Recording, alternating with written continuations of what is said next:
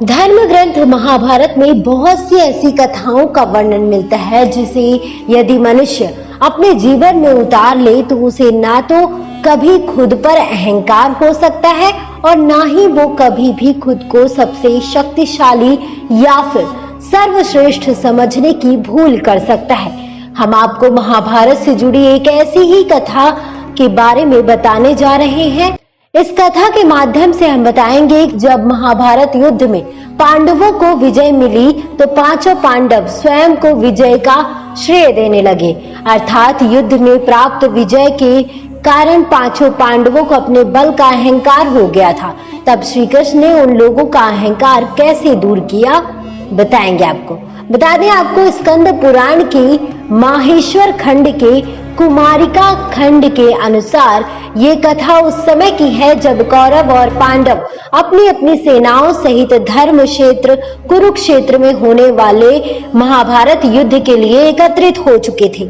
दोनों ही शिविरों में इस बात की चर्चा हो रही थी कि कल से शुरू होने वाला युद्ध कितने दिनों में समाप्त होगा और इस युद्ध में कौन विजयी होगा। उधर इस बात की जानकारी जब घटोत्कच के पुत्र और भीम के पौत्र बर्बरीक को मिली तो वो भी अपनी मां से युद्ध में शामिल होने की आज्ञा लेकर कुरुक्षेत्र के मैदान में पांडवों के शिविर में पहुंच गया। वहां पहुंचकर बर्बरीक ने सबसे पहले भगवान श्री कृष्ण को प्रणाम किया और फिर बारी बारी से पांचों पांडव के चरण छुए। उसी समय पांडवों के शिविर में एक गुप्तचर आया और उसने युधिष्ठिर को प्रणाम करते हुए कहा, महाराज, अभी मैं कौरवों के शिविर में गया था। वहां मैंने सुना कि राजकुमार दुर्योधन अपने पक्ष के महारथियों से पूछ रहे थे कि कौन सा योद्धा कितने दिनों में सेना सहित पांडु पुत्रों का वध कर सकता है।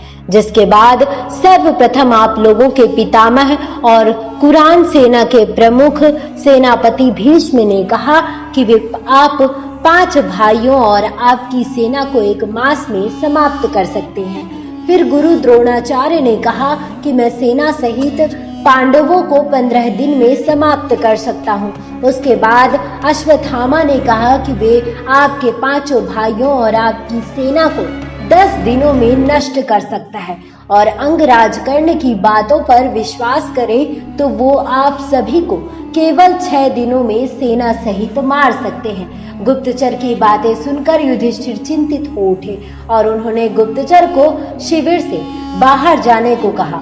फिर जब गुप्तचर चला गया तब युधिष्ठिर ने अपने चारों भाइयों से पूछा कि अनुज, तुम लोग होने वाले इस युद्ध को कितने दिनों में समाप्त कर सकते हो।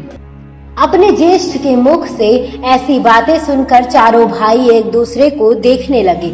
उन लोगों को समझ ही नहीं आ रहा था कि इस प्रश्न का क्या जवाब दें। तब अर्जुन बोले, ज्येष्ठ पितामह भीष्म और गुरु द्रोणाचार्य ने जो घोषणा की है वह सर्वथा असत्य है, क्योंकि जय और पराजय में पहले से किया हुआ निश्चय झूठा होता है। आपके पक्ष में भी जो वीर योद्धा युद्ध के लिए रणभूमि में जाने वाले हैं, इनमें से एक एक वीर सारी कौरव सेना का संहार कर सकते हैं। ज्येष्ठ हमारे पक्ष के योद्धाओं के डर से कौरव और उनकी सेना इस प्रकार भाग जाएंगे जैसे सिंह से डरकर मृग भाग जाते हैं। वृद्ध पितामह भीष्म, वृद्ध गुरु द्रोण और कृप तथा अश्वत्थामा से हमें क्या भय है। फिर भी यदि आपके चित्त को शांति नहीं मिल रही है तो मैं आपको बता दूं कि मैं अकेला ही युद्ध में सेना सहित समस्त कौरवों को 1 दिन में नष्ट कर सकता हूँ। उधर अर्जुन के मुख से ऐसी बातें सुनकर शिविर में मौजूद घटोत्कच पुत्र बर्बरीक से रहा नहीं गया। उसने अर्जुन से कहा, पितामह, अभी अभी आपने जो कहा है वो सही नहीं है, क्योंकि मैं आपके शत्रुओं अर्थात सेना सहित समस्त कौरवों को कुछ पल में ही नष्ट कर सकता हूँ। बर्बरीक के मुख से ऐसी बातें सुनकर शिविर में मौजूद सभी योद्धा आश्चर्यचकित हो गए। अर्जुन की आंखें लज्जा से झुक गईं। तब भगवान श्री कृष्ण ने कहा, पार्थ, बर्बरीक ने अपनी शक्ति के अनुरूप ही बात कही है, क्योंकि इसके पास ऐसी शक्ति मौजूद है जो कुछ पल में ही होने वाले इस युद्ध को समाप्त कर सकता है। फिर भगवान श्री कृष्ण ने बर्बरीक से कहा, वत्स भीष्म, द्रोण, कर्ण जैसे महारथी से सुसज्जित कौरवों की सेना जिस पर विजय पाना देवाधिदेव महादेव के लिए भी कठिन है, उस सेना को तुम इतना शीघ्र कैसे परास्त कर सकते हो? तुम्हारे पास ऐसा कौन सा अस्त्र है? कृपा कर हमें भी बतलाओ। तब बर्बरीक ने भगवान श्री कृष्ण से दोनों हाथ जोड़ते हुए कहा, प्रभु, आप जो मेरे तरकश में ये 3 बाण देख रहे हैं, इन्हीं बाणों की सहायता से मैं पल भर में अपने शत्रुओं को नष्ट कर सकता हूँ। तब श्री कृष्ण बोले, पुत्र बर्बरीक, मैं कथनी पर विश्वास नहीं करता, मुझे प्रमाण चाहिए। तब बर्बरीक ने कहा, हे प्रभु, आप ही बताइए कि मैं आपके सामने खुद को किस प्रकार प्रमाणित करूं। उसके बाद श्री कृष्ण शिविर में मौजूद 5 पांडव, भीम पुत्र घटोत्कच और बर्बरीक को एक ऐसे स्थान पर ले गए जहां पीपल का एक विशाल पेड़ था। वहां पहुंचकर श्री कृष्ण ने, बर्बरीक, ये पीपल का पेड़ देख रहे हो ना? इस पेड़ में जितने भी सूखे पत्ते लगे हुए हैं, वही तुम्हारा लक्ष्य है। यदि तुमने इन 3 बाणों से अपने लक्ष्य का भेदन कर दिया तो मुझे तुम्हारी वीरता पर कोई संदेह नहीं रह जाएगा। भगवान श्री कृष्ण की बातें सुनकर बर्बरीक ने कहा, आपकी जैसी आज्ञा प्रभु। फिर उसने अपने तरकश से लक्ष्यों को चिन्हित करने के लिए एक बाण निकाला और धनुष के प्रत्यंचा पर चढ़ाकर उसे पीपल के पेड़ पर छोड़ दिया। पल भर में ही वह बाण उस पीपल के पेड़ में मौजूद सभी सूखे पत्तों को चिन्हित कर तरकश में लौट आया।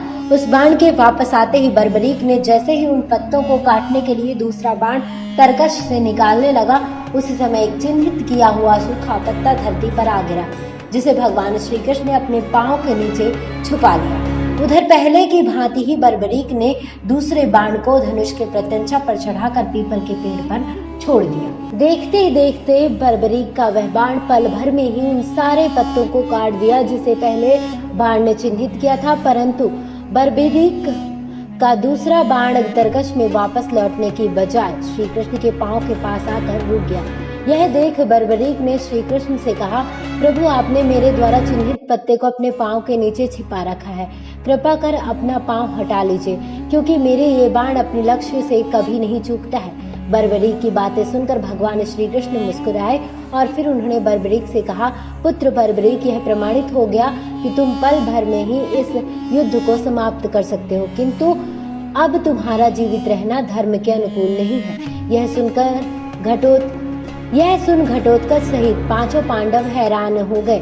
फिर युधिष्ठिर सहित सभी पांडव श्री कृष्ण के समीप आए और उनसे बोले, वासुदेव, ये आप क्या कह रहे हैं? ये तो हमारे लिए अच्छी बात है कि बर्बरीक हमारे पक्ष से युद्ध में भाग लेगा। तब श्री कृष्ण बोले, आप लोगों को जैसा दिख रहा है वह सच नहीं है। तब अर्जुन ने कहा, तो फिर सच क्या है वासुदेव? तब भगवान श्री कृष्ण बोले, आप लोगों को सारी सच्चाई बर्बरीक ही बताएगा। फिर श्री कृष्ण के कहे अनुसार बर्बरीक ने सच बताते हुए कहा, पितामह, प्रभु श्री कृष्ण सही कह रहे हैं, क्योंकि मैंने अपनी माता को वचन दे रखा है कि जो भी पक्ष इस युद्ध में निर्बल होगा, मैं उस पक्ष से युद्ध करूंगा। यह सुन भीम ने कहा, हे वासुदेव, शक्ति की गणना के अनुसार तो इस युद्ध में हमारा ही पक्ष निर्बल है, फिर आप ऐसा क्यों कह रहे हैं? तब श्री कृष्ण भीम से बोले, मझले भैया, शुरुआत में आपका पुत्र बर्बरीक तो आपके पक्ष में होगा, लेकिन अगले ही पल जब कौरवों का नाश हो जाएगा तो ये आपके विरुद्ध खड़ा हो जाएगा और कौरवों की तरह ही आप सभी का विनाश कर देगा। भगवान श्री कृष्ण के मुख से ऐसी बातें सुनकर बर्बरीक ने उसी क्षण उनका चरण पकड़ लिया और कहा, प्रभु, अब आप ही बतलाइए कि मैं क्या करूं? तब श्री कृष्ण ने बर्बरीक से कहा, पुत्र, तुम अपना शीश दान कर दो, अर्थात प्राण दान कर दो। यह सुन बर्बरीक ने दोनों हाथ जोड़ते हुए कहा, भगवान, किंतु मेरी इच्छा थी कि मैं भी इस युद्ध में शामिल हूँ और अपनी आंखों से इस युद्ध को देख सकूं। ऐसे में अब आप ही बतलाइए कि मेरी इच्छाओं का क्या होगा। तब भगवान श्री कृष्ण ने बर्बरीक को अपने दोनों हाथों से उठाते हुए कहा, वीर बर्बरीक, मैं तुम्हें वचन देता हूँ कि तुम्हारी युद्ध देखने की इच्छा अवश्य पूरी होगी, लेकिन इसके लिए तुम्हें अपना शीश दान करना होगा। बर्बरीक ने कहा, प्रभु, आपकी जैसी आज्ञा। फिर उसने अपने तरकश से एक बाण निकाला और उसे संधान करते हुए ऊपर की ओर छोड़ दिया। देखते देखते पल भर में ही उस बाण ने बर्बरीक का सिर धड़ से अलग कर दिया, जो श्री कृष्ण के चरणों में जा गिरा। उधर बर्बरीक के शीश को कटा हुआ देखकर 5 पांडव और घटोत्कच शोकाकुल हो गए। फिर भगवान श्री कृष्ण ने बर्बरीक के शीश को अपने हाथों से उठाया। उसी समय आकाश में देवी जगदम्बिका प्रकट हुई और उन्होंने वासुदेव को प्रणाम करते हुए बोली, वासुदेव क्या आज्ञा है। तब श्री कृष्ण ने कहा, हे देवी, बर्बरीक के शीश को अमृत से सींचने की कृपा कीजिए ताकि वीर बर्बरीक का यह शीश अजर अमर हो जाए। भगवान का आदेश पाते ही देवी ने उस कटे हुए शीश को अमृत से सींचकर अजर अमर कर दिया और अंतर्धान हो गई। तब बर्बरीक का कटा हुआ शीश भगवान श्री कृष्ण से कहा, प्रभु आप धन्य हैं, आपकी कृपा से मैं इस युद्ध को अपनी आंखों से देख पाऊंगा। अब ऐसा लगता है कि मेरा जीवन सफल हो गया। फिर श्री कृष्ण बर्बरीक के उस कटे हुए सिर को कुरुक्षेत्र मैदान के बगल में स्थित एक पर्वत की चोटी पर अपने दिव्य शक्ति से स्थापित कर दिया। इसके बाद भगवान श्री कृष्ण ने बर्बरीक के कटे हुए सर ने कहा, हे शीशदानी, हे वीर बर्बरीक, तुम पर्वत की इसी चोटी से कल से शुरू होने वाले धर्म युद्ध को देखोगे और तुम ही एकमात्र इस युद्ध के साक्षी होंगे। तुमसे ही आने वाली पीढ़ी इस धर्म युद्ध की कथा जान पाएगी। हे शीशदानी, आज से तुम्हें मैं अपना नाम और अपनी शक्ति देता हूँ, जिसके बाद तुम खाटू श्याम के नाम से जाने जाओगे और कलयुग में जो भी तुम्हारी पूजा श्रद्धा और भक्ति के साथ करेगा उसके सभी कष्ट दूर हो जाएंगे। श्री कृष्ण के ऐसा कहने के बाद पांडवों ने बर्बरीक के उस शीश को प्रणाम किया और फिर वे सभी कृष्ण सहित अपने शिविर को लौट आए। फिर अगले दिन कुरुक्षेत्र के मैदान में कौरवों और पांडवों के बीच महाभारत का धर्म युद्ध शुरू हो गया, जो 18वें दिन तक चले।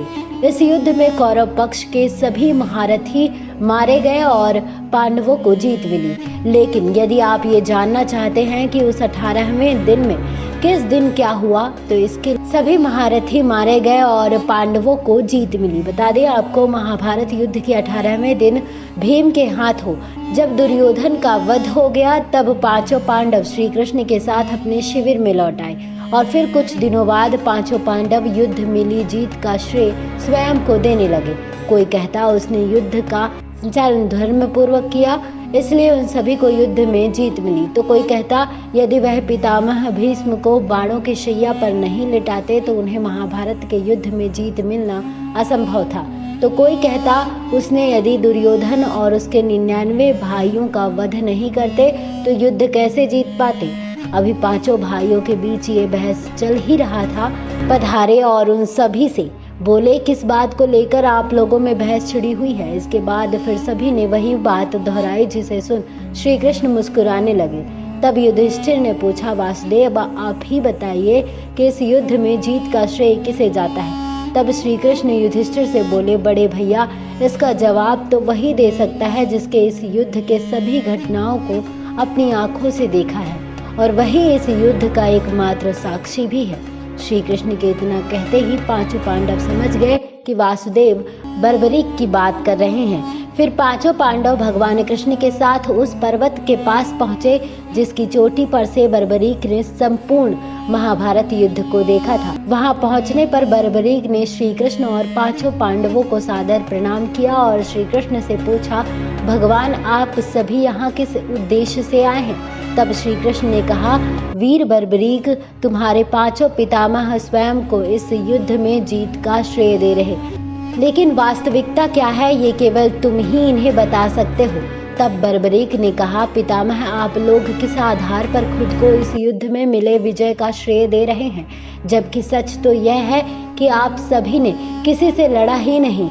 वास्तव में युद्ध तो मेरे प्रभु श्री कृष्ण कर रहे थे। उन्होंने ही यह युद्ध लड़ा जिसमें ये खुद ही जीते भी और खुद ही हारे भी। बर्बरीक की बातें सुनकर पांचों पांडव का सिर लज्जा से झुक गया।